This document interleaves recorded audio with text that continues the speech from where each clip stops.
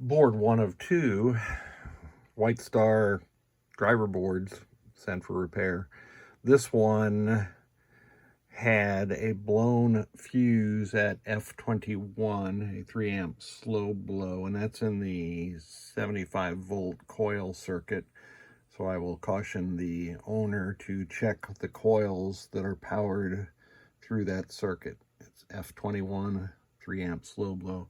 Also, the dual row header where the ribbon connects to the MPU was corroded, so I have replaced that. No other damage on this board, and it is in test right now. We're already on coil 6 now. Let me let it go all the way around to verify all the coil circuits are operating. The WhiteStar board set is an interesting board set. If you don't have any sound issues with the board, it is fairly straightforward to repair. But once you get into the sound section, that is a little bit more complicated. The WhiteStar modified board, of course, replaced the BSMT 2000 section of the sound with an Atmel processor and a Xilinx CPLD, and those most of the time have to go back to Stern. All right, that was all of the coil circuits. Let's test the lamps, and that is operating correctly. Flashers are a repeat of some of the coil solenoids. I like this with Harley-Davidson because it's the last, 8 solenoid circuits for flashers. Let's hear some Harley-Davidson sounds, even though this has nothing to do with the driver board.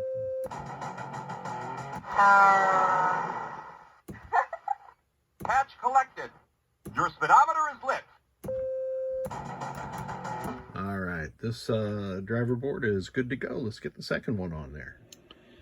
I have replaced a great number of FETs here. 1, 2, 3, 4, 5, 6, 7. And the headers at this location. The alkaline corrosion had dripped down from the battery holder to this area, and you get enough current going through there if that alkaline corrosion connects with these pins and with a FET, it can start sort of roasting, or I don't know, it's like you're frying a pork chop or something. Anyway, it creates quite a hole in the back of the board. So the important thing to do is to make sure that the carbon buildup is removed, and I did remove most of the carbon. But then once you've done that, you just check resistance between the pins, and if it's open or infinite resistance, then you know there's not going to be any conductivity between the pins. If there's any conductivity at all, you have to get rid of the carbon, and you scrape it out, gouge it out, however you get rid of it. You try to maintain as much structural integrity on the board as you can, but that carbon's got to go until the resistance between the pins is infinite. Got to replace this HCT 273, and I have replaced a couple other headers up here. Actually, well, I always replace the power output header. That's the prime reason for resets in WhiteStar games. But there's corrosion on the dual row header, and I don't use actual dual row headers. I use single row SIPs, I guess, and you just put them together. I've got an old connector that I use to make sure that they line up correctly. I just put it on top and then solder it on from the back side, and then replace these two connectors for the AUX ports, as they were corroded also. And this has been conformal coated. That what looks like bare copper is not actually bare copper. It's been conformal coated. Off to the bench. And here we are with the second board, and we can see that the general illumination 4 circuits are operating correctly, and the board is providing a nice clean 5.01 volts to the CPU, and the flash lamp and coil circuits are 25 or so and about 74. There, we can read that. No coils locked on. That's a good sign. This is the first time I've tested this, so let's cycle the coils.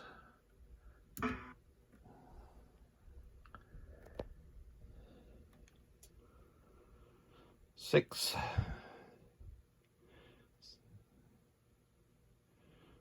I might have blinked. I'm not sure if one of those fired or not.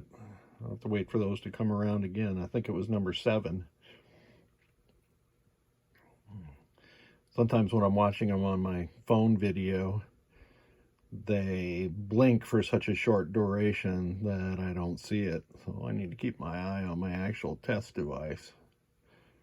Now, if one of those didn't drive the coil circuit, then I'll have to take this back to the bench. So we're back to 1 again.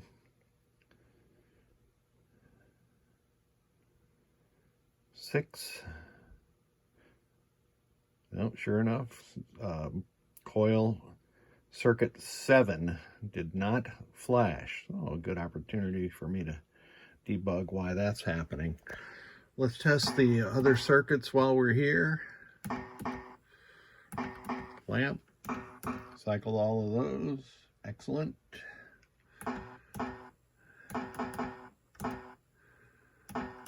Flashers.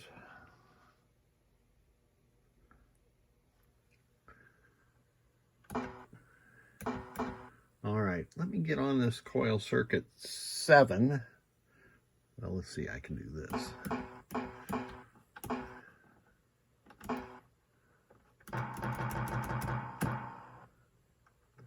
Whoops. The right 4-bank drop target.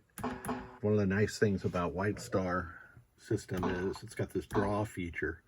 So this tells me that the wires are yellow-violet, and that is the power wire, if this was in a game. And brown-violet is the path to ground, which is switched to ground at J8, pin 8, and via Q7. And the fuse is F21. Interesting. I'll have to check that fuse. All right, I shall be right back.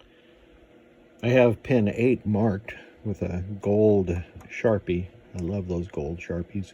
And now I'm testing continuity to make sure that the path from the pin to the FET center tab is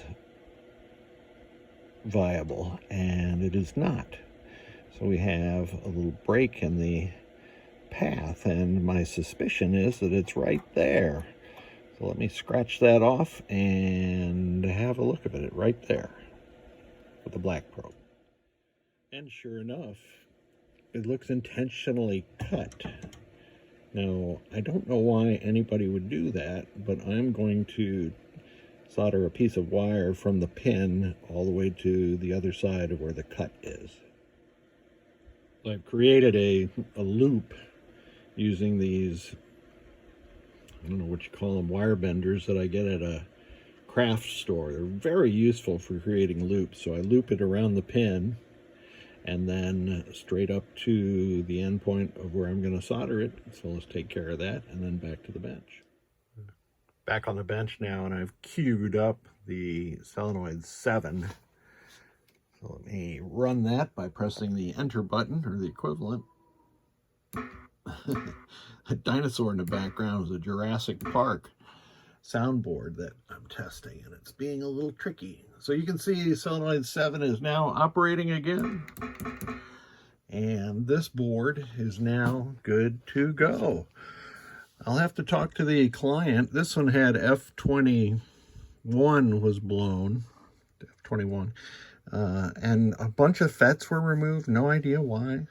So I'll have to ask the client what they were thinking. There was also a machine pin socket at this location, and I just don't like those things anymore, so I took that out. I had to check underneath it to see if there's any damage underneath the socket. A lot of times people will be prying on things, so I had replaced it with a good dual wipe socket and a brand new HCT 273 in there. Good to go. Thanks for sending them.